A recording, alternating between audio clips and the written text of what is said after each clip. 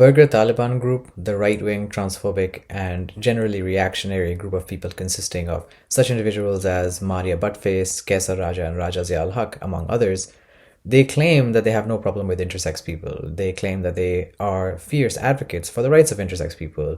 Some have even gone so far as to propose harsh penalties for abandonment of intersex children by parents. But they're lying. Not only are they lying that they care about intersex people, they don't actually even know what the word intersex means. And they have presented a false opposition between intersex and trans as a further pretext, as further propaganda to rationalize their opposition to trans rights and their oppression of trans people.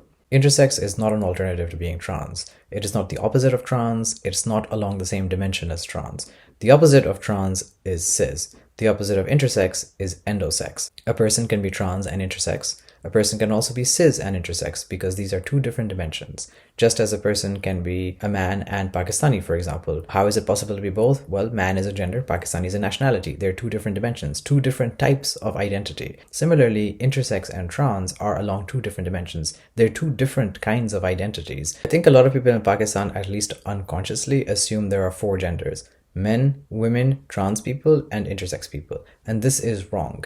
When it comes to gender, there are three categories: men, women, and non-binary people. We don't have to use the word non-binary every time. That's an English word with its own particular history. But since I'm speaking English right now, I'm using non-binary as an umbrella term to encompass any identity outside of man and woman. That includes Khwaja Sara in the instance that is a gender identity. The term Khwaja Sara is ambiguous between a gender identity and a community. And when it refers to the community, not everybody within the community has Khwaja Sara as a gender identity. There are people within the community who simply identify as women. So their gender identity is female or woman, but they are nevertheless members of the Khwaja Sara community. But anyway, so Khwaja Sara when it's a gender identity, or Hijra when it's a gender identity, or anything else. There's lots of identities outside of man and woman in various cultures around the world. So those are at the broadest level the three gender categories. This does not include trans and this does not include intersex. Trans is simply a term for when your gender identity is different from your gender assigned at birth. Your gender identity is what in the past used to be called psychological sex, which is your self-conception when it comes to gender. Do you consider yourself a man? Do you consider yourself a woman or something else? Your self-categorization when it comes to gender categories. Gender categories are social categories. Gender identity is psychological. It is which of those social categories you associate yourself with and consider yourself to be properly a member of. Any situation in which your gender identity is different from your gender assigned at birth makes you trans. It says nothing about whether you're intersex or not. You could be an intersex person who is also trans because you could have an intersex condition, and that does not prevent you from having a gender identity that's different from your gender assigned at birth. You could also be an intersex person who's cis, and people often forget this, including some people on the left. Cis just means you have the same gender identity as your gender assigned at birth. That says nothing about whether you have an intersex condition or not. Someone could be a cis man who, it turns out, and he does not know this, but it turns out he has XX chromosomes. That is a condition known as 46XX male syndrome. Such individuals are phenotypically male, outwardly most of the time. Sometimes they have ambiguous genitalia, but those are ambiguous male genitalia, and most of the time they have unambiguous male genitalia, and yet they have XX chromosomes and 46 chromosomes, the normal human number of chromosomes. The gender assignment at birth doesn't refer to all your biological characteristics. It just refers to the social practice of categorizing you as a boy or a girl when you were born. And if a person has male genitalia, they are going to be assigned male at birth. And if a person has female genitalia, they're going to be assigned female at birth. So a cis person can also be intersex because they may have some intersex condition, but they will still be assigned male at birth and identifying as a man, or assigned female at birth and identifying as a woman. I didn't finish what I was saying earlier, but what I was going to say is that in the case of the 46XX male person, if that individual identifies as a man, and he will of course be assigned male at birth based on his male genitalia, that would make him a cis man with XX chromosomes. There are cis men with XX chromosomes. There are cis women with XY chromosomes. Okay, and there are cis women with internal testes, and there are cis men who have a uterus. So if you say that you are pro-intersex people, but you don't support trans people, first of all, you are implying that a person cannot be both trans and intersex. Secondly, you're trying to set intersex people against trans people as if the rights of intersex people are somehow in conflict with the rights of trans people, but they are not. A person can just be in favor of both. You can support intersex rights, which you should, which they don't give a shit. If you look at their actual lives that they live, they're not doing anything for intersex people. They're not engaging in activism or doing anything for intersex people. They'll tokenize, they'll pick some trans people that have right-wing politics, declare them intersex without evidence, and claim that now they're the acceptable transes because of the fact that they are intersex. So Maria Buttface, for example, had a trans man on her show who, by the way, definitely trans man. This is a person who transitioned. He was assigned female at birth, raised a woman. He's also intersex, so he's not lying about being intersex, but he is an intersex trans man who went. So he has gone and associated with Maria Butt, which is really shameful. And this is something that has come up in the trans man community. I don't know if he's allowed in those spaces anymore ever since he's been interviewed by Maria Butt. But in any case, he has gone and associated with this right-wing person and added fuel to her fire and added fuel to this propaganda, which is that these individuals, this mafia, is pro-intersex. Not only are they not pro-intersex, but even if they were, that would not justify them being anti-trans. Because if you are pro one group of people that is marginalized, that doesn't make it okay for you to oppress another group of people that's marginalized. So even if these individuals were actively involved in pro-intersex activism, which they're not, but even if they were, that doesn't change the fact that they're actively involved in anti-trans propaganda and extermination campaigns. And this is extermination. They're not physically going and killing trans people. They're just trying to destroy trans people's ability to survive in any social or legal sense, the ability for them to actually just have any kind of employment and live normally as normal members of society, which depends on the ability to change legal gender and be recognized with the identity that you have, like whatever your actual gender identity is, to be recognized as that. So to be recognized as men in the case of trans men, and as women in the case of trans women, and as non-binary in the case of non-binary people, that is something that these people are systematically attacking. And in order to make themselves seem less monstrous than they are, they pretend that they're actually interested in the rights of intersex people. Going back to the examples of token trans people though, so there was an intersex trans man whose name I don't remember now, who was on Maria Butt's, I saw him in Instagram video, and he was just talking about being intersex as if this somehow invalidates trans people that are not intersex.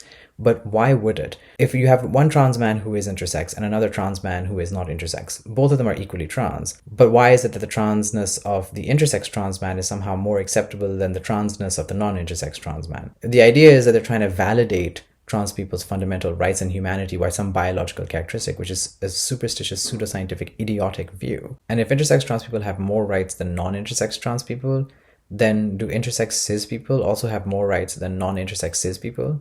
So if Maria Butt, for example, turns out to be not intersex, which is most likely the case, does she have less rights than a cis woman who is intersex? Now, if you say, obviously, a cis person who is non-intersex has rights, okay, so then if that's obvious, why is it not obvious that trans people have rights who are not intersex? It's just the stupidity of Pakistani discourse. I'm not even going to go off on a whole rant about that, because that's a rant for another day, or never. I don't know if I'm ever going to publicly do that rant, because it's not very useful, but I do have a lot of anger about how much stupidity I've encountered in this fucking country. I'm not against Pakistan in every single way. I think there's good things about Pakistan, so I'm not overall anti-Pakistan. I have mixed feelings, but the stupidity is definitely a huge problem. And this is definitely an example of that. But anyway, so if somebody argues, well, trans people are going and making a choice to change their appearance and change their body, not all trans people medically transition, but most of them do. And that's wrong. We're not allowed to make choices.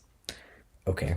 We're not allowed to make choices. So then the intersex trans person is equally wrong, because the intersex trans person is equally making choices. So for that matter is the intersex cis person. So for that matter is the non-intersex cis person. If you got a haircut and you chose what haircut you wanted, well, you're not allowed to make choices now. You're not supposed to make choices. Okay. Now if they say, okay, well, you're allowed to make choices in principle, you're just not allowed to make choices about certain things. So you're allowed to choose your haircut and certain other things, but you're not allowed to choose whether or not to take hormones. How the fuck does that make any sense? So you're allowed to do these other things, but arbitrarily, this is the one point at which you're not allowed to do the thing.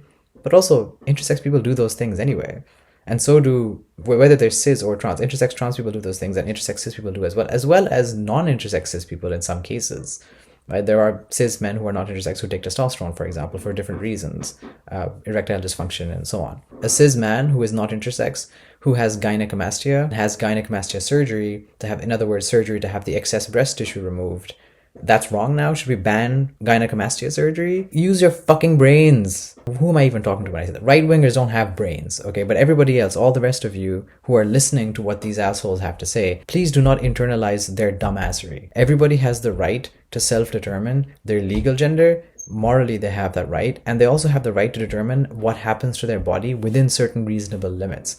So people have bodily autonomy, and they have the right to decide whether to take some medicine or not, whether to have some treatment or not. And that treatment could potentially include HRT. That treatment could potentially include surgeries, including surgeries that are not otherwise medically necessary, but that are nevertheless in order to bring the body in alignment with the gender identity. Intersex conditions are not a choice, but neither is being trans in and of itself a choice. But whether you transition or not, and what appearance you decide to take on, like what clothes you decide to wear, what hairstyle you decide to keep, your decision with regard to wearing jewelry, makeup, etc., all of those are choices. By the very nature of the thing, they're always choices. That doesn't depend on whether you're trans or not. A trans man, for example, who has decided to wear men's clothes is making just as much of a choice as a cis man who has decided to wear men's clothes. There's no difference in how much choice is involved in the equation. And even if trans people were the only people that made a choice, even if cis people never made choices about what clothes they're wearing, so I don't know how that would work.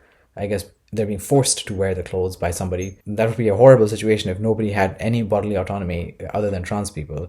That would be weird. But, in this hypothetical situation, the problem in that situation is not the fact that trans people are making choices. It's the fact that everybody else is not making choices. But that's not the actual situation. The actual situation is where everyone is making choices when it comes to those things. One final point is that a lot of people in Pakistan don't know the definition of trans, and they think it's defined in terms of transition. You change your gender from woman to man or man to woman, change your gender. No, that's not the definition of it. First of all, gender consists of two components. One is psychological, which is your gender identity, and the other is social, which is your appearance. Now, there's some disagreement within the trans rights movement and feminist movement and left and progressive spaces in general about whether we should have any requirement for gender other than gender identity.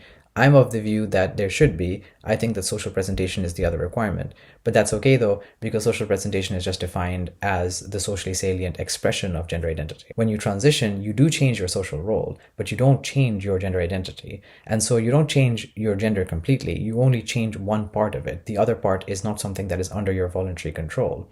But also, that's not the definition of being trans, because you can be trans even if you don't transition. The definition of trans is simply that you have a different gender identity than your gender assigned at birth. Even if you never transition, even socially, you would still be trans. So transitioning and being trans are not the same thing. And while transitioning technically is a choice, that's fine though, because it's fine to make choices, but also it's a choice that's not particularly voluntary. It's a kind of choice where it's extremely difficult not to make it. If you are a trans person, not transitioning isn't really a feasible option for you. It's something that some trans people will do, usually temporarily, but to go your entire life and never so much as transition socially is very difficult, especially for binary trans people.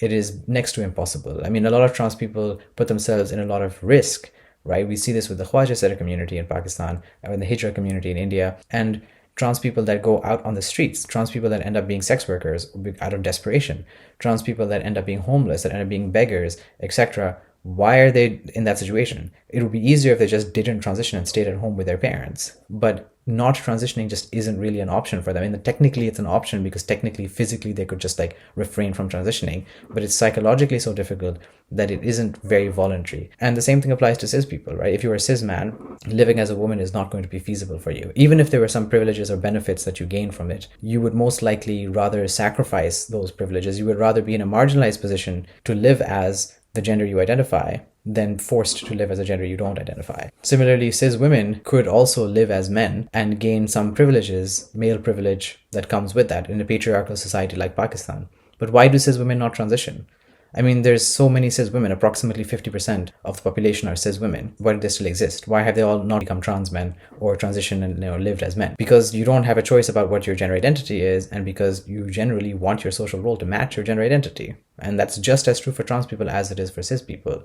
So it's not that difficult to imagine, not because there's some sort of inherent misery of being trans or dysphoria. I hate this notion of gender dysphoria. I am for the elimination of gender dysphoria as a diagnosis. I don't think it should even exist in the DSM. I think that this is a residue from gender identity disorder days, that although it's certainly an improvement over the idea of gender identity disorder, but not enough. We need to get rid of anything within the DSM that is related to being trans. Whether we call it gender identity disorder, gender dysphoria, or whatever, get rid of all of it. And that does not mean that trans people will not be able to access healthcare. Because if cis people can access gender-affirming healthcare without diagnoses of gender dysphoria, which they can and do, then trans people also should be able to access gender-affirming healthcare without those diagnoses. And trans people's lives are not defined by just dysphoria and misery and suffering all the time. It's actually fine and normal and not different from being cis in terms of it's not a disorder. It's not like depression or something that actually will make you unhappy in and of itself. but being discriminated against can create unhappiness. Being discriminated against can create like depression and other things. So trans people do have higher suicide rates because they're discriminated against. But inherently, it's not some suffering thing that, oh, it's miserable, oh, I have dysphoria, I have to do this, otherwise I'll die from dysphoria. That's not the point. Like, this trans suffering narrative needs to die. Our lives are not defined by suffering and misery, and our personality is not defined, our overall identity is not defined by being trans. So we should not objectify trans people. Also, I'm going off on a tangent from what I originally was planning this video to be about, but I'll say it anyway, that we should also not objectify trans people as just trans people, in the sense that those people who happen to be trans, we shouldn't make being trans the only thing about them. But at the moment in Pakistan, that does happen. So if you have a trans person who's usually a Khwaja Sara person, who ends up in the media somehow on a podcast or whatever it is, then everything is just about the person being trans. Or tell us your sob story. We really need these sob stories, man. We want those views and clicks. It's not always sob stories, and everything about someone's life and identity who just happens to be trans is not going to be being trans. In summary, intersex is not a gender. A person can be both intersex and cis, as well as intersex and trans. Everybody has fundamental human rights, regardless of whether they're intersex or not, regardless of whether they're trans or not. Making choices inherently isn't a bad thing. Cis people make choices about their gender expression just as much as trans people do. And trans people have the bodily autonomy and the right to determine their physical characteristics, their sex characteristics, their appearance, as well as their legal gender. Okay, bye.